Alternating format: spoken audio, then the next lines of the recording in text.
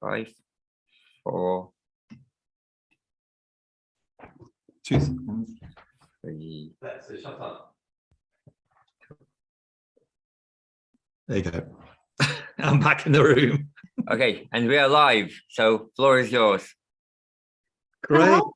Hi, Louise. How are you? I'm good, thanks, Mark. It's nice to see you. Good, good. Yeah, looking well. You're looking well. Thank you. Good. So here we are talking about our books, about writing, about life in general and how they all interact, because they all do, don't they?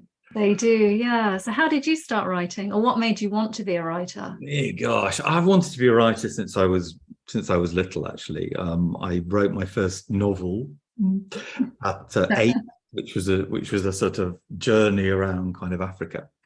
And when I left university, my mum said to me, what do you want to do? And I said, actually, I really want to be a writer. And she said, I can't see you as an artist starving in a garret. So I went to get a proper job.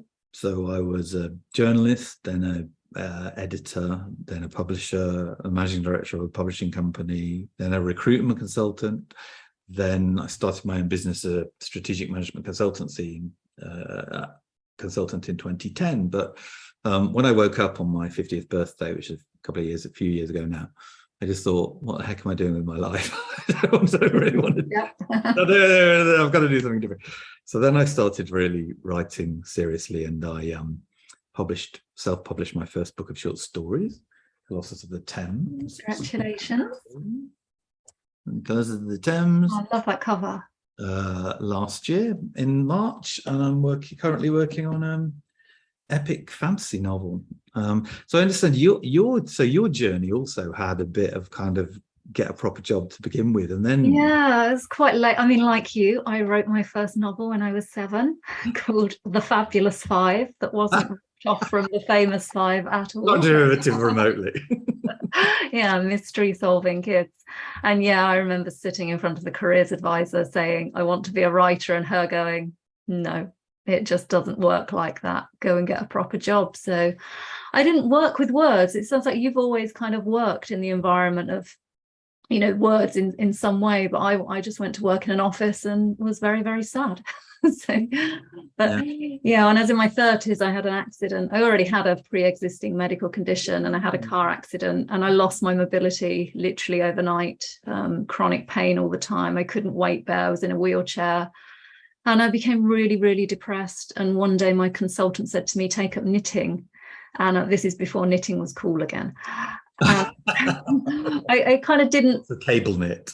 Yeah, I didn't take it seriously, really. I didn't really understand why he'd said that, but later I realized because it's a form of mindfulness. Yeah. But when I went home, I thought, yeah, maybe I do need a hobby, because I'd been in this constant waiting mode, really waiting till I could horse ride again, which I loved to do. And I used to run half marathons and go to the gym, and I just thought that life kind of that I had has gone. I need to form something new. So I started writing a short story that got out of hand, ended up about 100,000 words. And I read it back, and it was probably, reading it as a reader, it was probably the worst thing I've ever read in my life. It was so bad.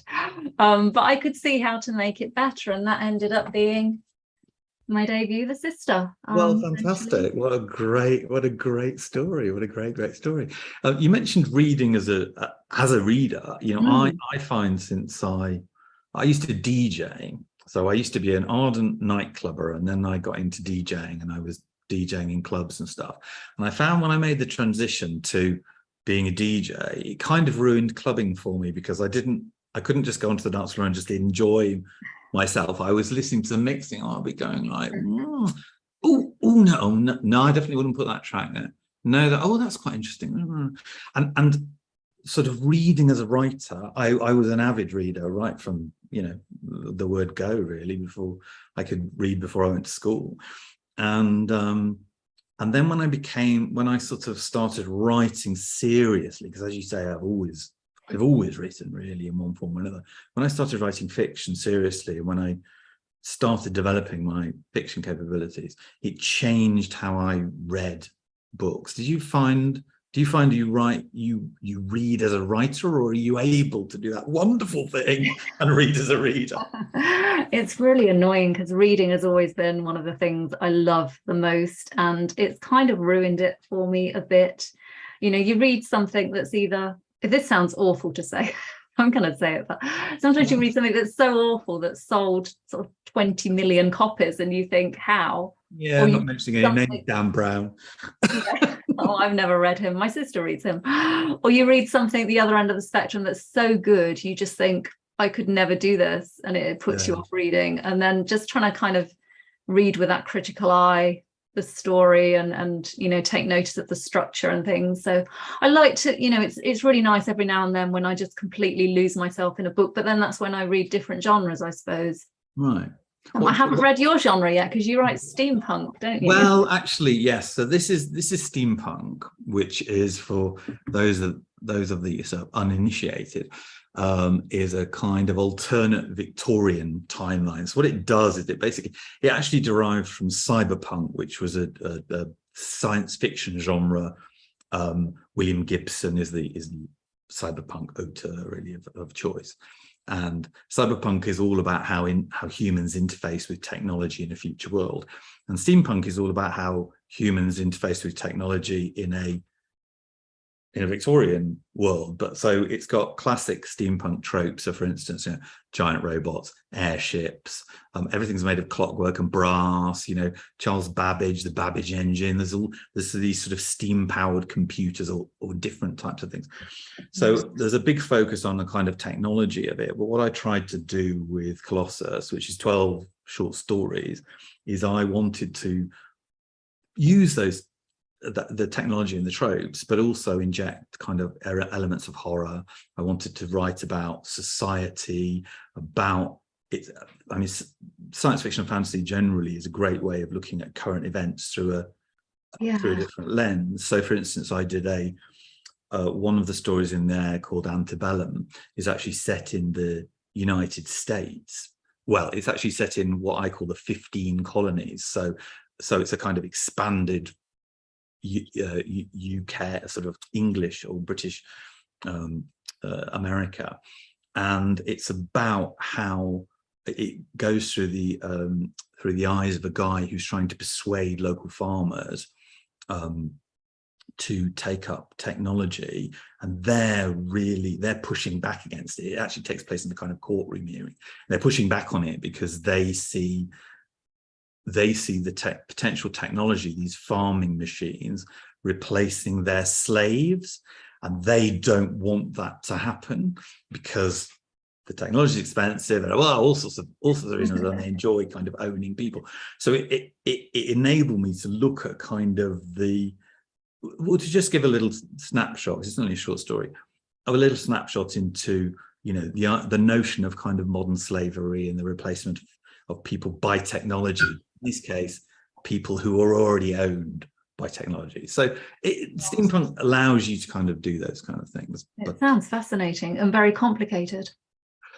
Yeah, I mean, it's quite. I love world building. I mean, I'm writing a fantasy novel at the moment, and it's very, very deep world building, and I love that because as in my job as a journalist and then a consultant, you know, I was dealing with the legal profession, and the one interesting thing about dealing with lawyers is that, I mean, we're talking about kind of commercial lawyers from literally everything from agriculture to zoology, but finance, corporate, property, and all that sort of thing in between. And the great thing about dealing with lawyers is that you get to see the cutting edge of literally every single sector.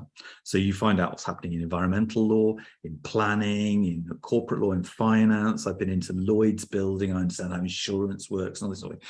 So what I'm able to do is that's a kind of reservoir, I suppose, for my fantasy and science fiction writing, is that I draw on this, and I prefer to see my characters live in a society that I'm creating. So everything has implications and all sorts of knock-on effects and stuff. So it can get quite complex, but it's what I love doing. So so for your book, so I have to say that my mum is a fan of yours. She reads voraciously, and she loves gory thrillers and detective stories and this kind of thing. And I said, you know, have you heard of Louise Jensen? And she went, oh yes, I read The Family. She said, it was really, really good, but it just put me on a cliffhanger. I need more. And I said, well, I'm talking to her today, so I'll ask her what's the, you know, if for a reader who is new to you, which of your books, and we just talk about your Louise Jensen identity rather than we'll get to your Amelia Henley in a minute, but for your Louise Jensen books, if a reader is coming to, where should they start? Which one should they start with, in your opinion? It depends what they like. I mean, this book was my debut, my biggest seller, and it's quite a nice, although it's a thriller, it's a really lovely story of friendship as well. But I've noticed, sort of as the books I've written, my latest thriller is really dark. I mean, I seem to love it darker and darker with every book. So I don't know, but I think I would start with The Stolen Sisters. I absolutely adore the children in this book. It's about 3 girls that get kidnapped in chapter 1, but we find out in chapter 2 they were returned. They weren't harmed. No children were hurt in the writing of this book. And it's kind of about how they feel 20 years later, and you know, the problems really started when they were returned home. So it's just about a family, but there's lots of twists. And yeah, I loved writing this. So I think for me, one of the most interesting, when I was looking through your books and stuff, one of the most interesting ones for me, or the one that really made me think, wow, that is such a good thing for a thriller. You know what I'm going to say. It's the date, the one about the prosopagnosia, isn't it? Face blindness. So, you know, tell me a bit about that. That just sounded like such a fascinating book to research. And I know that you interviewed a girl who's got the worst case of face blindness in the UK. Yeah, I'd seen some documentaries on it, and we watch a lot of documentaries as a family, and then we always have that discussion around the dinner table, kind of what if, you know. We began to talk about what if we suddenly couldn't recognize each other. And prosopagnosia, it has it's a real spectrum, really. You can kind of just have difficulty placing faces. I have this. I don't have a severe case at all, but sometimes, particularly if we're watching a film and say there's 3 actresses in it that are all blonde, I often can't figure out who's who. I'm not a good person to watch a film with, because I'm always saying, who's that? And have we seen them before? But then the severest case is you just cannot recognize anybody. And yeah, I started to think, what if something had happened to you and you had somebody after you, a stalker? I was going to say, your protagonist gets stalked, don't they? And also they can't recognize their stalker. And I was thinking, that's such an amazing premise. Yeah, so you've got this constant feeling of unease because you don't know who's standing next to you. So yeah, I like medical thrillers. I've kind of written 3 so far, and I like that kind of something a bit different. Yeah. And so you have this other author persona, romance novelist. So is there any crossover between the 2 genres? I think so. I began writing, this was my debut, The Life We Almost Had. And I began writing this for fun because I realized I didn't really have a hobby. It was, you know, during the terrible time. I'm a professional writer and I'm going to come up with a hobby. And what can I do as a hobby? Oh, I think I'll just write lots of different things. I don't know what else to do because I can walk now, but I'm quite limited still with what I can do. And I'd noticed... Not about knitting, that's cool again, isn't it? I haven't got the patience to knit. So my mental health was plummeting again, and it's something I've kept an eye on since my accident. And I think the thing is, when you're writing thrillers, you're spending your days thinking up the darkest things people can do to each other. I wanted to write something a bit lighter, and at the time my brother-in-law had Parkinson's dementia, and I became obsessed with neuroscience and the brain and technology that could connect us to somebody, sort of brain to brain. So I went to Magdalen College in Oxford. They let me go and sit in on some lectures and meet some neuroscientists because I wanted to invent something for this book, some technology that would connect I can't say too much without giving it away, but it's all about the consciousness. It's not a typical love story. It's very unusual, but I loved it and I wrote it for fun. And when I'd written it, I thought, oh, I quite like this. And I sent it to my agent and he said, I think we should send it out. So I was very lucky getting another deal. And now, yeah, I have a different name and write in a different genre. How exciting. So Lady M has asked a question on the chat. And I didn't know we had a chat. So yeah, he wants to know which writers have influenced you. Now, I could talk forever about this, but do you want to go first or shall I? I don't know about influence. Enid Blyton was my first love, really. I was obsessed with Enid Blyton and the mysteries, and that's kind of always been my first sort of passion, even sort of as a child watching Scooby-Doo, anything with a mystery, the Nancy Drew books. And even when I write as Amelia Henley, there's still that suspense and that mystery in those books. And from there, I went and got obsessed with horror. I mean, Stephen King. Stephen King, obviously. Yeah, I just read and read and read, and I would quite like to dip my toe into horror one day, but it's not something my publishers are too keen on me doing right now. You come up with another persona. Yeah, but I've just read his latest one, Fairy Tale, and I still think it's amazing. Oh, right, cool. Yeah, who do you read? Well, for me, I guess my biggest influences are other science fiction and fantasy authors have been my big influences. So when I was a kid, for instance, William Gibson I mentioned already, Robert Silverberg, Philip K. Dick, and also some of the kind of classics, Asimov and Arthur C. Clarke and stuff. I think also Clive Barker on the horror side. He's right. I read when I was a teenager, and Stephen King I used to read avidly as a teenager. I think nowadays my absolute passion, and a guy who completely ruined science fiction for me, was Ian Banks. Okay. M. Banks, in fact, was his science fiction moniker, and then he wrote a whole range of stuff under it. Just Ian Banks. The Wasp Factory was his first novel, which is an absolute tour de force, and it's just fantastic. But I love his science fiction, and particularly I love audiobooks. So for me, audiobooks, the narrator can add an extra dimension if they're good. And most of Ian's audiobooks are read by a guy called Peter Kenny, who for my money is one of the finest narrators. It also happens to be a friend of mine, and the only reason he's a friend of mine is because I Twitter stalked him, because I wanted him to read my book, basically. That when it was my books when they were out. And Peter and I become good friends, and he's an absolutely great guy, but he narrates the Banks books, and he can do all the accents and stuff. And I personally, I love performing. So I'm a member of Leicester Writers Club, and we have a manuscript evening every Thursday, and we read out a short story or a bit of our novel or poems or whatever, bit of a screenplay and that kind of thing. And I just go to town on the performance. So Peter said, I'm not going to read your book for you when it's finished. You're going to read it. You could do a really good job. So I was like, so flat. Sorry.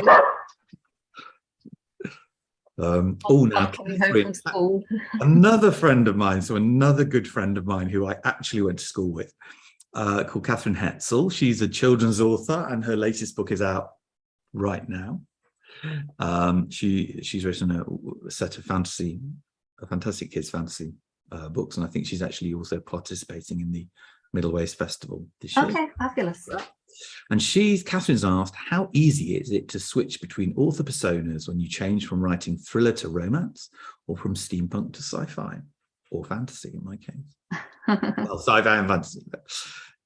Do you want to take that one? How difficult is it to switch between those two? I think writing-wise, it's easy, because I say the thrillers are quite dark, and when I get to the stage I need a break, I switch to something. They're not lighter, they're very sad, and they're very intricate, but it's a different, I think it's just a different thought process.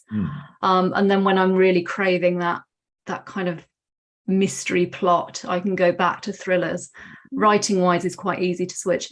Publishing wise, if I'm honest, it's been a real shock, because I'm at different levels as an author. Right. With the Amelia Henley, I'm just starting out, really, and what I see happening with terms of marketing and everything, is completely different to the way that it happens with my thrillers. So it's been really enlightening to have two different names with the same publisher and just to see how differently things are done. When you went to your publisher and said that, you wanted to write romance, did they kick back? Did they push back at first? No, I didn't tell anybody because it was just a hobby and I didn't really know what it would be. And it was me trying to make sense of, the book isn't about dementia, but it was me trying to make sense of the brain. So I didn't think it would be anything. But then after my agent had read it, he said, I think we should just send it to your editor and say that we're sending it out. And she read it and just loved it and just said, don't send it to anyone. We want it. So, yeah. Fantastic. Yes. Yeah. So one of the things I wanted to talk about, because I've been reading Family, which is another one of your books. I'm sure you maybe got it by you now, but because that was the one my mum recommended, so I started to read that, and that's written in, from a writer's point of view, quite an interesting mode, I suppose, which is first person, multiple viewpoints. So you go from chapter to chapter in different viewpoints. Right. So well, certainly at the start, and the I tend to write in third person. One of the things which interests me about what writers, because that mode, the first person, multiple POVs, as we writers would say, I think is acknowledged by most writers to be one of the most difficult to pull off, because you're required to create two separate voices, or even more if you're not idiotic, maybe if you want to add more, you're just like complicating, you're compounding the difficulty of writing in completely different voices with completely different points of view, making them feel distinctive. Whereas, for instance, from my novels, multiple points of view, but from third person perspective. It said to me, it was interesting, somebody's mentioned at Leicester Writers Club, that they said readers don't even notice this sort of thing. They don't notice what they're reading in, but writers always go, oh God, I notice this. What's your sort of, is first person your preferred approach to things?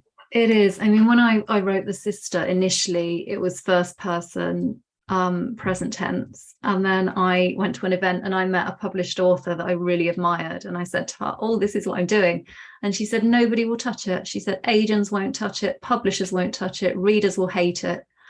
And I came home, and after crying a lot, I changed it all to third person past tense. I mean, an entire book. Wow. My husband said, we were going out for lunch and I said, I just need to change the tenses in my book. Optimistically, I think it took me about 3 weeks, and when I'd done it, I hated it, and I thought, no, I've lost that feeling that I had with the characters, so I changed it back to first person present tense. And that is my preferred, I think, to read as well as to write. I don't think you can do it well for more than 2 points of view. I'm sure people have. I don't feel I wouldn't imagine you can either. No, I don't think you can get the voices different enough. I know lots of people do it, but I personally wouldn't do it with many points of view. I do it with 2 points of view frequently. The book I've got coming out next year that I'm just proofreading before it goes to print, I've got 6 points of view, which I'm now panicking that's a mistake because it's a lot of points of view and 2 timelines, but it's all third person. I mean, I've got 5 in mine. Okay, that's good. 5 or 6, I think it is. But because it is a completely, because I've created an entire fantasy world and an underworld as well. And so because the pieces don't initially interact, basically what happens is that everything kind of starts to kind of come together.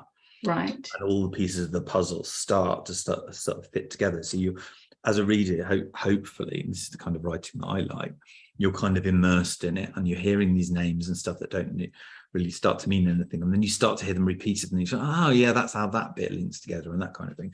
But in order to do that, you can't, I find writing first person really quite limiting. I find it limiting on two fronts. One, I find it limiting because it is just that one person's perspective. And I think when my writing becomes kind of introspective, I just kind of, because I am quite introspective anyway, and I just get bored. And secondly, I'm a very descriptive writer, and I like doing the grand vistas, and I love describing, because particularly with fantasy, you know, you're literally making it all up, so it doesn't look and feel epic. Forget it. What's the point? There's no point. You might as well go home. So I need my world to feel lush. I need readers to go, I'm really embedded in this, because that's what I want to be when I read. I want to be completely immersed in something. And I find first person very difficult to do that, because people don't usually go around thinking, wow, I'm going to spend 5 minutes describing that tree. No, I just looked at the tree. But do you know what I mean? It's like you just don't describe things. So I love the way you do it, actually. I think it's I think you use descriptive imagery sparingly, but I think you come up with some really distinctive imagery, and I think that really powers it, because frankly, with a lot of thriller writers, I find the books are too desiccated for me. There's nothing to kind of grab onto. I don't get enough of a sense of place, whereas with yours, I really did. I really felt like, wow, there's some really beautiful kind of unique imagery. That's my favorite part of writing, actually, that creating a feeling, that engaging all the senses, and that emotion that perhaps you wouldn't normally find in a thriller. But I think with point of view, it just depends on the plot as well, as you say, and the genre. And some of my books are thirds, some are first, some are past, some are present. It's just it depends on the story. Yeah, I mean, that's exactly it, isn't it? Actually what the story demands. And certainly I've written first person. I've written short stories first person quite a bit, because you're dealing with you're dealing with one person's experiences in a short story, or you can be, and it's much easier to get a consistent narrative line, I think. Just a single POV and doing it from a first person perspective. So what else? So one of the other things which I think interests me is, you know, anybody wanting to be a writer these days, you know, you can go onto YouTube. I mean, there's 100 books, 1,000 books you can buy. You can go onto YouTube and have any number of advice videos. And I subscribed to that masterclass thing last year, and I've tried that. Jemison, and what's her name? Jemison, can't remember, and Margaret Atwood, and all sorts of other authors, very fascinatingly talking about the craft and stuff, which I kind of love. But you can go onto YouTube and you get all these advice. You should do this and you shouldn't do that and shouldn't do that. And then I'll pick up a book, usually by an established author, that just breaks every single rule in the book. So from your perspective, as a very well established and best-selling author, you know, can you just kind of do anything now? How heavily do you get edited by? Or do they just go like with Stephen King, they go like, yes, it's a book about a lamp. Oh, well, it's fine. We'll just publish it anyway. Sadly not. No, I'm very grateful to have an editor, actually, because editors ultimately make your work better. I'm really lucky that I've never had a major structural edit that completely pulls your plot apart. It's kind of just developing maybe a sub-thread, or, you know, it's never too major, but I'm always grateful for it, because I remember when I switched to HarperCollins, I changed publishers, and I went to an event and met my editor for the first time, and she'd done my first edit on The Family, and she said, "You did everything I asked." And I said, "Well, why wouldn't I?" And she said, "Oh, there are a lot of writers that just say, no, this is the story, I don't want to change it." And I kind of thought, you know, I mean, I because I grew up as a journalist, you know, I was used to being edited right from the word go. So my first job as a cub reporter, we were on typewriters and stuff, and the editor would go, you know, give me the story. You'd type it out, and she would kind of look at it and go, and she had a spike. She had like a wooden block with a big spike next to her desk, and she would just go bam and stick it on the spike. Which is basically good or bad. rejected stories, basically. and maybe brought back if we were desperate for copy or something later. But actually, she was an absolutely ferocious editor, and she beat. She was fantastic. She was really supportive, really constructive, really, really helpful, but she was ruthless. And when I suppose when I started to become then an editor in my job, I tried to emulate her in terms of saying, look, this is just not working, and here's the forensic analysis of why this is really not working for you. But I agree with you. I think editing, any writer who thinks that they can be their own editor is fooling themselves. Yeah. I mean, I mentor new writers sometimes, and I love that. I love taking a manuscript and just looking at it and just thinking, well, if you took out chapter 8 and made it chapter 1 and just changed it around, seeing what you can do with a story. I absolutely love that. I love editing. It's my favorite part of the process. So I'm a kind of natural editor as well. So. Yeah, I was going to say, because some people love the first draft and then they lose a bit of interest. Or have you got a favorite part?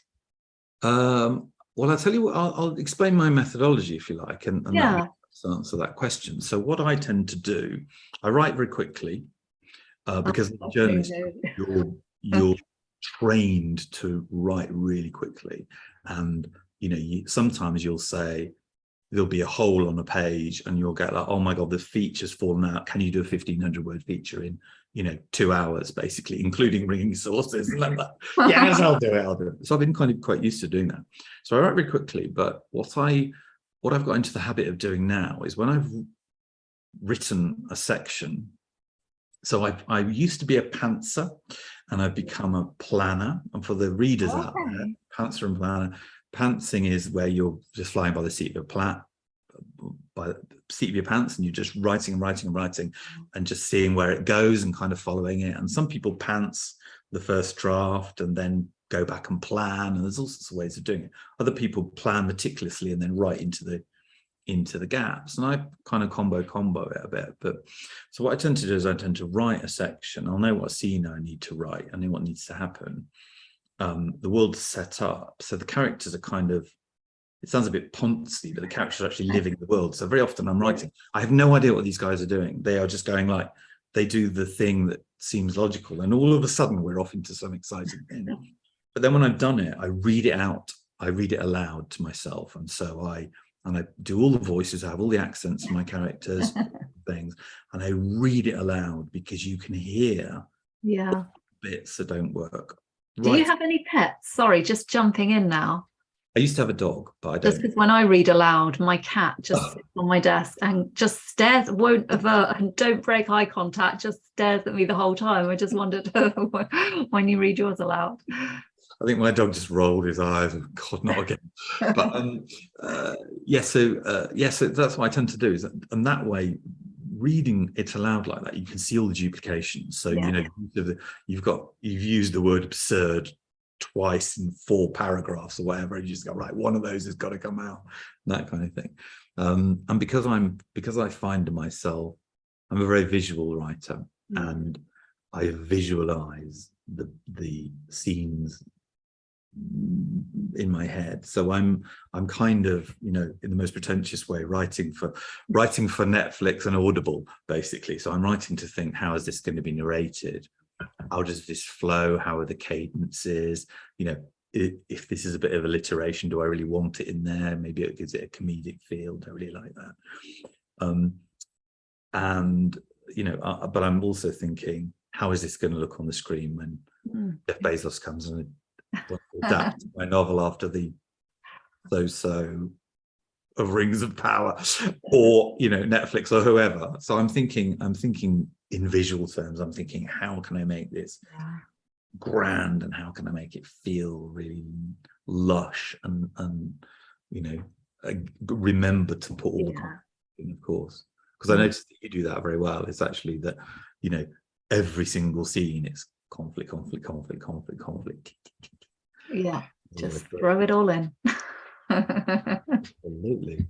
That's fascinating. I love to hear the way that other writers work, because everybody's so different, aren't they? How about you? What's your process? Are you My process is a planner? Are you a planner?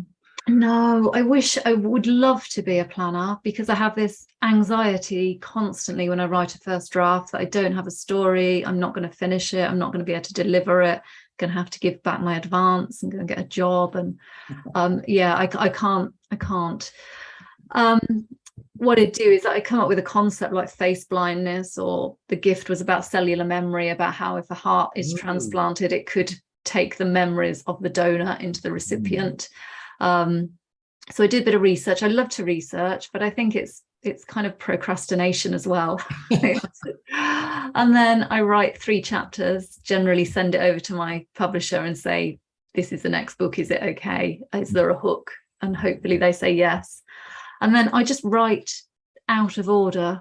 I'm terrible. If you read a book of how you should write a novel, I do the opposite. So I'm very slow. I'm very envious of your speed, Mark. I write probably 1,000 words a day, and I do it full time. You try to write every day? Yeah, I try to write every day, except for this year because I've been quite unwell. But normally I write every single day except Christmas Day and Boxing Day. I edit as I go, which I know you should never do. No, I do that as well. I do that. I am hugely a fan of that. So let me tell you a little author story. So contrasting authors, well, certainly as I remember hearing him, I don't know whether he still does it nowadays, but Stephen King's very much write the first draft, then do the edit, then goes to the publisher or the editor and has a go. William Gibson reads his manuscript every single day. Yeah. Every single day. And he says, what I do is I read and I take words out. So he'll read it from the start every single day as it goes longer and longer and longer and longer. He's reading it every single day.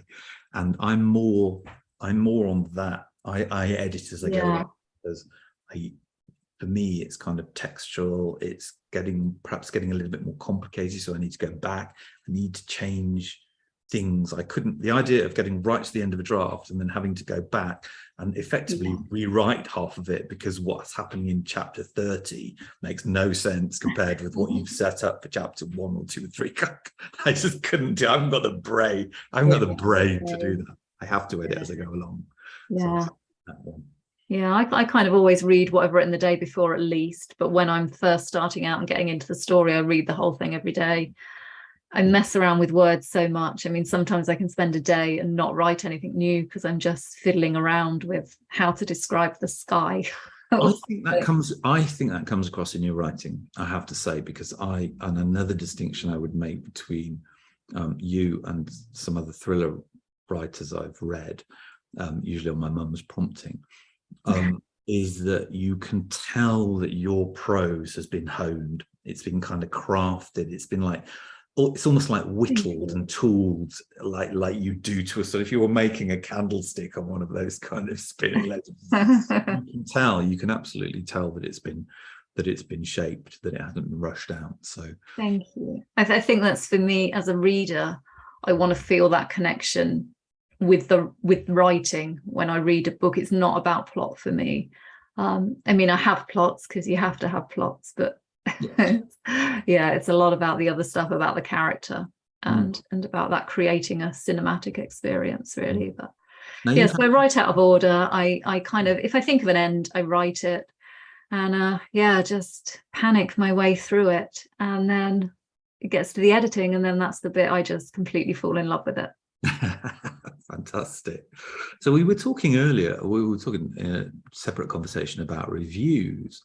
And what's the best review? What's the best reader review you've ever had? And what made you think that person's really been able to see what I'm trying to do? Is there a particular one, or have you just had? I mean, you've had a lot of reviews, so I don't read reviews. If I read reviews, if I'm tagged in them, because I'm not very thick-skinned, and some people can say terrible things, and it really makes me doubt myself as a writer.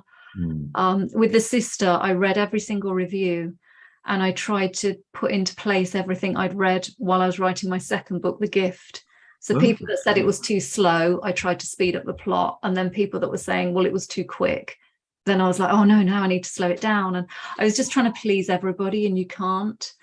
But I do get tagged into reviews on social media. I always read those, and I like it when I make people cry, particularly with my Amelia books, or even the stolen. You know, there's emotion in the thrillers, because I know then that somebody's connected with the book in the same way that I have. Well, they're absolutely involved at that point, aren't they? When yeah, but reviews are so. I don't think readers realise how important reviews are, because the Amazon algorithms are just really hard to infiltrate, and you know, you need reviews to be able to be noticed by Amazon, to be able to be eligible for any promotions, and without readers reviewing the books, they would just get no visibility. So I'm always so grateful to anybody that does leave a review. It makes such a difference. Absolutely, and I think I would echo that completely. It is great when people leave reviews. And what I love particularly in a review is if I get a review. I got a few reviews on Colossus from people who'd never ever heard of steampunk before, and who had read it and left a review and said, I'd never heard of it before, but it was just, you know, I really enjoyed it. It was really fascinating and enjoyable, and I would never have thought to read this book before. Which is part of the reason I've tracked from steampunk to epic fantasy, because epic fantasy is a market like that, and steampunk's a market like that. Yeah, really. So, but it makes it worthwhile as well, because I don't know about you, but I find it, particularly since the pandemic, I haven't got out to live events. I haven't gone and met other writers. It's so I mean, this is my room and I'm in it all the time. And sometimes you can think, what am I doing it for? So to actually, you know, people email me, because I put in the back of my books, you know, please email me. I will always reply, because it's nice just to hear from people that they're reading it. And then it's kind of like, oh yeah, and you know, people are reading them. It's, you know, carry on. That's great. Well, I haven't really had. So I moved to Leicester in March. I was living in London for the longest time. Then I moved up to Scotland. I literally self-isolated 6 months before the rest of the world, because I'd been living in central London, and then I moved up to a cottage in the middle of nowhere in Scotland, south of Scotland, but 6 months before everybody isolated. And so I was basically isolated completely. And I finished this science fiction novel that I've been working on, which was an enormous, indigestible 4 novels in one, really, which is wow. And so this was Colossus was I set actually the result of me setting myself a kind of lockdown task. And I thought, well, I haven't written a short story in like 30 years. So I'm going to write 30 in 30 days. I had this thing about 30 in 30 days. Like completely mad. I actually got 14 done, and 12 of them ended up in the collection. And in fact, pretty good going. Yeah. And it was a really interesting task, because I think writing short stories, being temperamentally more of a novelist, I think writing short stories is a really interesting kind of, it's like doing a different kind of workout. Yeah, it is. You know, it's and that sort of thing. And so that was quite interesting doing that. And I think, I mean, the thinking back on it, the reviews were very important, I think. But actually, I was going to say so the social aspect of it. So I hadn't had any particular kind of interaction with other writers ever, really, except in a very, very informal sense. And then when I moved to Leicester in March, I joined Leicester Writers Club. And that has been absolutely fantastic. You know, it's a very, very, very supportive environment. I mean, if anybody's out there listening to this and, you know, wanting to be a writer, I would absolutely suggest seeking out a local writers club. If you live somewhere quite small, there might be a writers club, but it's worth traveling to a sort of bigger place and finding a really a really embedded group. The group's been going for decades and decades. It's published novelists. We read our work out on the Thursday night to everybody, and then you sit in what I like to call the chair of criticism, where you just sit down and everyone comes to the lectern and says like, well, I think you could have done this better, and you're not allowed to speak. It's a bit sort of like because you don't want you don't want a discussion. You can have the discussion afterwards in the bar, but you sit there and you take the criticism, and it's really interesting to get critiques from I can imagine all over the place. We've got romance novelists, we've got thriller writers, we've got a few fantasy and sort of science fiction horror people, lots of historical fiction. There's a guy there who's writing this amazing historical fiction book, and it's so we've got another question on the chat. Louise, you've got all your book covers in. Oh, this is a nasty, Catherine. This is a really nasty question. You've got all your book covers. This is from Catherine Hetzel again. You've got all your book covers in frames behind you. Do you have a favourite? Do you have a favourite child? Really? My favourite thriller cover is my next cover. I saw it this morning, and it's being revealed next week. And it was, I think, probably the first time I've seen a cover that I've gone, oh, I like that, because normally there's a lot of back and forth and changing things. The family had, I don't know, maybe 12 different covers before we picked this one. Right. So I think my favourite thriller cover is coming next week. My favourite cover overall, I'm just going to grab. I have a big basket with all my foreign editions in. My American, The Life We Almost Had, I just think is beautiful. This was kind of what I was feeling when I wrote the book. I was really pleased with that. And just quickly, because Germany just do beautiful, because these are my Amelia books in German, and I think their covers are just so pretty. Very nice. Yeah, that's definitely my favourite. Very nice. That was a good question. Obviously, I only have one favourite. Did you design that yourself? No. This is a friend of mine. It was a referral from a good friend of mine to this guy called Pete Katsunis, who is on Instagram as @Nutkin, and he's a graphic novelist in actual fact. So he's a really talented guy. I wanted a kind of slightly different feel to the standard thing. I definitely didn't want something, having been a publisher in the past, I was kind of quite used to commissioning artists and typographers and that sort of thing anyway. So I wanted to commission somebody, and he'd done some other steampunk stuff while he was just kind of messing around, really. And I loved the style of it. In fact, one of the best ones of his I actually licensed to use for a short story called Inkerman, which is available on my website and also on Amazon. It's kind of extended short story, which is unfortunately, and this was pre-war in Ukraine, is set in the Crimea, in my steampunk Crimean War. So it's a bit like, maybe a bit sort of close to the bone at the moment, I don't know, but it's set in a war in Ukraine, but a long time ago, and nothing to do with the current war. But yeah, so Pete did this for me. It's fabulous. It's so pretty. It sort of features, so this is the Colossus of the Thames herself, and this is one of the stories is Dreadnought, which is, well, actually one of the stories is Battleship Junk, where the Royal Navy is persuaded to scrap some of its old battleships, and basically the UK, the Home Office, I suppose, the equivalent of the Home Office, makes this giant robot as a kind of urban pacification device out of old bits of battleships. So it's got gun turrets on its shoulders, it's got like viewing galleries, it's got machine guns all over it, basically, and they're building it in Battersea Park out of bits of old battleships. So that's called Battleship Junk.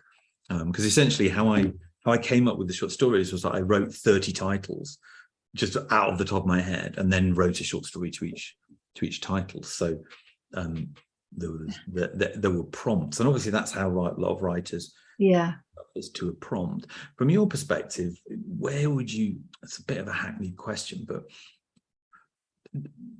do you have is there a particular place your new ideas come from, or do you just keep it? Is it a question of just watching and reading lots and lots of stuff, and then all of a sudden something will go like, oh yeah, that's what I'm going to write a thriller about? Yeah, I think it's just, they can come from anywhere, can't they? I mean, my new book, it's called From Now On. Oh, this is the new romance novel. And this was a conversation with my son. We were filling out his forms for his uni finance, and he said, oh, if you died me and my husband. He said, and I had to look after his younger brother. He said, I'd get double the grant, Mum. So that got me thinking. Nice. That got me thinking about what if there was a boy that was just going off to uni and the parents died and he had to look after his younger siblings? How would his life change? And I wrote much of the book like that, but I wasn't connecting with Charlie, the main character.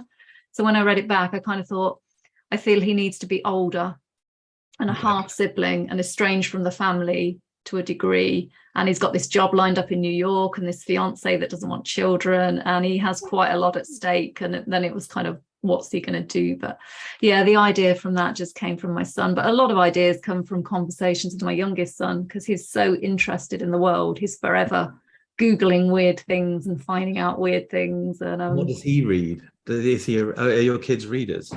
None of my family are readers at all, except my middle son that went to uni has started reading my Amelia books. He won't read the thrillers.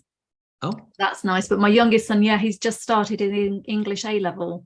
Oh, so okay. Working our way, we're doing The Importance of Being Earnest at the moment. We're working our way through the A-level reading list. Right. Okay. Yeah. I was going to say, actually, because it's interesting. We were talking about influences earlier, and I mentioned a bunch of science fiction authors, but I did French at university, and there was a lot of literature in that. So I did the whole lit crit thing, but I'd never really read that much English literature. I'd read the stuff at O level and what have you.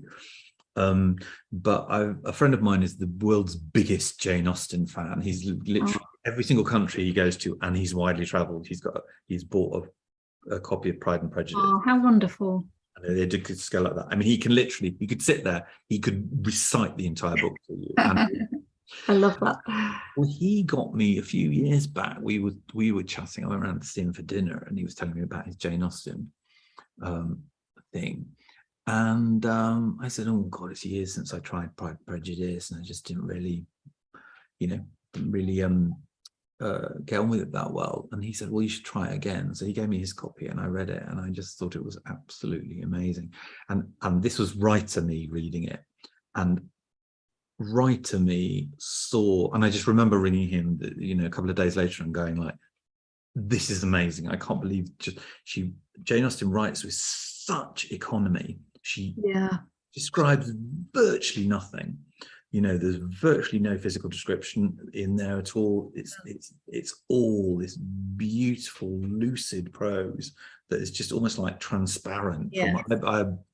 It's one of those kind of, we are not worthy. I've just definitely such fantastic writing, and I think that's what I do.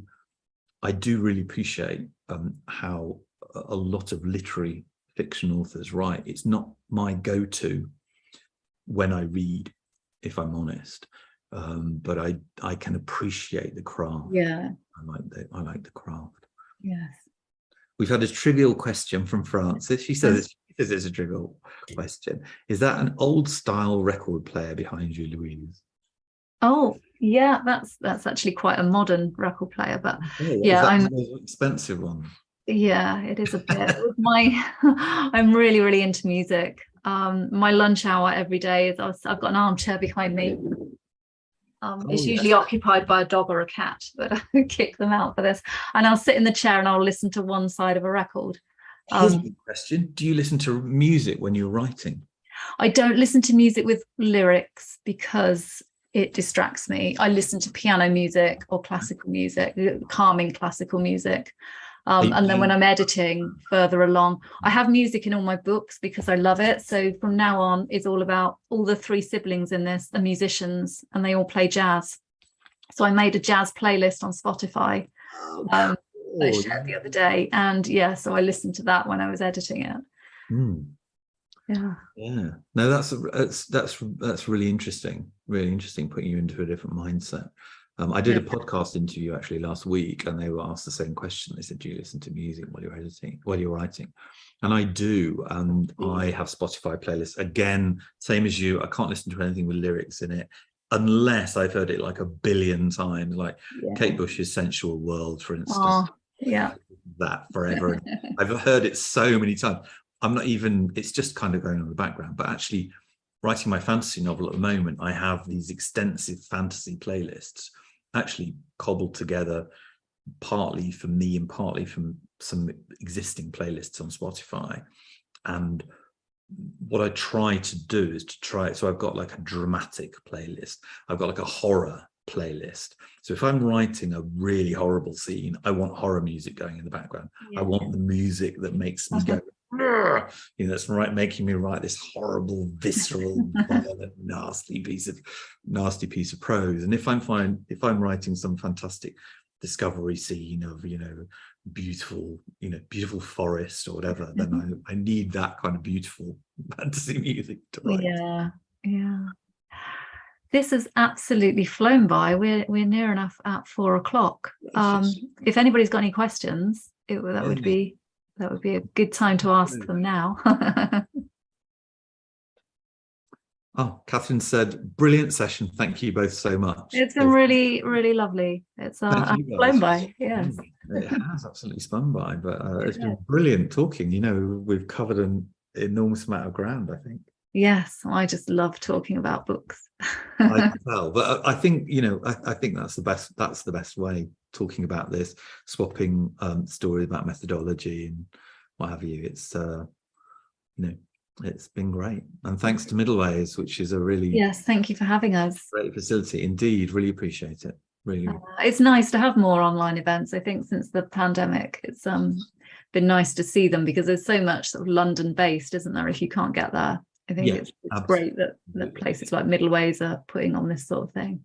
Yeah, no, it's fantastic. So your new book, as you say, from now on, it's all out already, is it? Yeah, it came out 2 weeks ago. So it's that time when you have to let your characters go finally out into the world and wave goodbye to them. So available on Amazon, presumably, and from all good e-retailers. Yes. Thank you.